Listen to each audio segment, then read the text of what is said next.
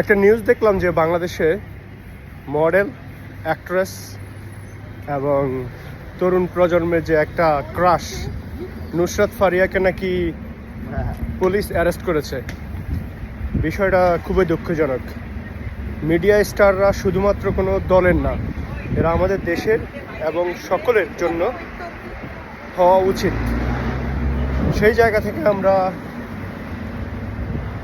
যে আন্দোলন বা বিগত আওয়ামী লীগ সরকারকে হটিয়ে যেই স্বপ্নগুলো আমরা মানুষদের সামনে নিয়ে আসার সম্ভাবনা দেখিয়েছি, সেই জায়গা থেকে আমি যদি বলতে চাই, নুসরাত ফারিয়াকে অ্যারেস্ট করা এবং পরবর্তী যে রিয়াকশন আমাদের উপদেষ্টাদের থেকে শুরু করে ছাত্র জনতাদের যে রিয়াকশনগুলো, সেগুলো আমাদের নোট করা এই মুহূর্তে দরকার। আমি সেই জায়গা থেকে বলতেছি, স্পেশালি মোস্তফা সরোয়ার ফারুকী জনাব উপদেষ্টা শাহ, তিনি থাকতেই তার মিডিয়া কর্মীর একজনকে অ্যারেস্ট করা হবে আর উনি বসে থাকবেন। বিষয়টা খুবই লজ্জাজনক। কিন্তু আরেকটা জিনিস আমি বলতে চাই, আজকে যে এই উপদেষ্টা প্যানেলে যদি আপনি না থাকতেন, এই সরোয়ার সাহেব, আপনাকে কিন্তু অ্যারেস্ট করা হতো, বা আপনার যে বউ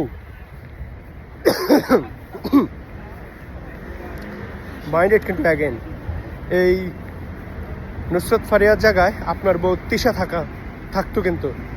সো এটা আপনারই দায়িত্ব, আপনার মিডিয়া কর্মীদের সিকিউরিটি দেওয়া। এখনও সময় আছে।